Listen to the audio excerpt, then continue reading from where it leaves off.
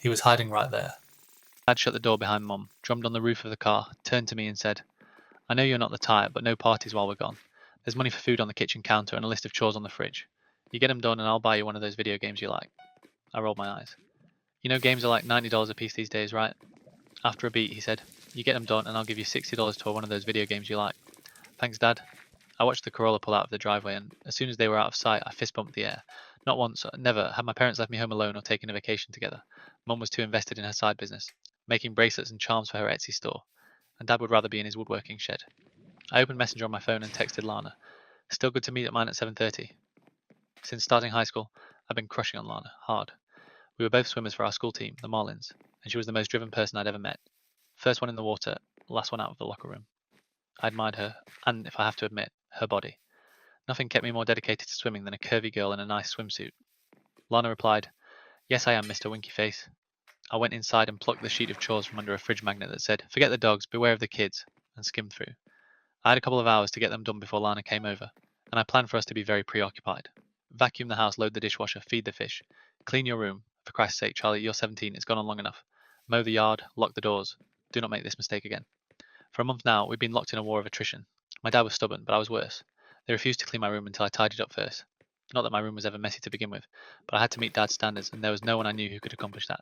So, out of spite, I let the dirty clothes pile up on the floor and old bowls and cups stack on my study desk, which I had not once used for studying. Whatever was left, I kicked under my bed. Out of sight, out of mind. There was Lana to worry about, so I just have to steer her clear of my bedroom. The lock was another thing entirely. When we bought the house, it came with an old storm cellar that was only accessible through a hatch in the backyard. Mostly it was used to store gardening tools, old junk, and wood for Dad's woodworking. There had been a series of incidents where Dad found signs of some animal, probably a raccoon, living in there. Little, gnawed at pieces of food from our garbage, odd items like 2B pencils and floss junk like that. Of course, I had no need to be down there. Hell, it creeped me out. There was only a single string-operated light, and the dark still scared me. But nonetheless, Dad accused me of leaving the cellar doors open, and I've been paying for it ever since. 4 simple tasks, minus cleaning my room, as that had never been done in time, and I'd have no more responsibilities for 2 days. I put in my earbuds and flicked through a list of rock playlists on my phone, vacuumed the floor as quickly as I could, sprinkled a few orange flakes of fish food in the tank, and mowed the lawn like I did my face, haphazardly, leaving patches. Next I got my night ready, the real high-stakes stuff. It would be romantic and seductive. Well, as romantic and seductive as any teen boy could be. I ordered the best pizza in town, Giovanni's, swiped a bottle of long neck goose vodka from Mum's liquor cabinet, and prepared a selection of movies. Fright Night, Princess Diaries, and Avengers. A widespread, one was sure to hit. At 8 p.m., I heard footsteps approaching the door. Lana was late, but this wasn't new. She had a habit of turning up at any hour but the agreed upon time. I eagerly awaited her knock, the familiar knock knock knock knock knock, but it never came. She hadn't texted me that she was out for an either, so I opened the door. She wasn't there. I shut it and texted Lana to see where she was, but got no reply.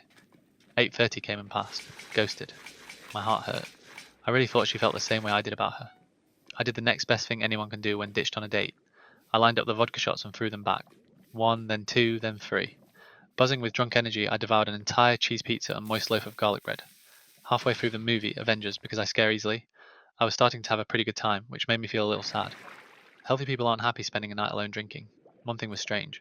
Between the crescendoing shakes of our surround sound speakers was a soft thumping sound, like when the water pipes were on the fritz. I knew it wasn't in my head because the vodka in my shot glass wobbled. At some point I drifted off to sleep. It was a deep, vivid sleep. I had a nightmare about an old alarm clock that wouldn't turn off no matter how much I bashed it. When I finally woke up, with a stinging headache in my temples, the movie had finished, and the TV had entered sleep mode, leaving me in a dark room. I needed my warm bed and a good night's sleep. I left the empty pizza box on the coffee table and started flicking off the lights. As I did, I noticed one light still glowing, the cellar. It illuminated the window by our side door. Had I left it on after mowing? Maybe Dad wasn't wrong to blame me for being so forgetful. I exited the side door and rounded the corner to the cellar doors, which were wide open. Standing there, I let the light spill onto me. The light was several magnitudes too bright for my drunk ass, and my head swirled. All I knew for certain was that if I called the police, my parents would never let me stay home alone again. I tiptoed down the creaky steps, lowering my head to duck under a wooden beam. The cellar was just as I remembered it, the lawnmower and a bucket full of gardening tools in one corner, our Christmas tree from last year, and boxes full of old, forgotten junk. After giving it a quick once-over, I pulled the string light and headed back out. My feet were a stumbling mess, and I grabbed onto the open side door to steady myself. The incident had woken me up, so I plopped back down on the couch and flicked through the TV until I found the infomercial channel. I had this weird feeling I couldn't quite place, a sense of being watched. I found myself looking toward the shadows at the top of the staircase to the second floor, but nothing was there. At 11 p.m., I got a text from Lana. "Sorry, my phone died. I was going to charge it when I got to yours. Are we still good for next week?" I sighed. There was no chance I'd get another weekend like this. I thought you were good for this weekend. Wait, your dad told me they delayed their trip by a week and you had to go help your grandma with errands or something. When did you speak to my dad? Well, when I was at your house tonight. Your dad was cleaning out the cellar and let me know you were busy. He even offered to drive me home. Just then the staircase creaked, a slow, soft creak, as if someone diligently was creeping down the stairs. I shot up from the couch and ran for the front door. The staircase was silent, but I could feel eyes burrowing into the back of my head. I fumbled with the lock, tripped out the door, and sprinted over to my neighbour's house. I explained to them what had happened, and they phoned the cops. They showed up 20 minutes later and did a walkthrough of the house.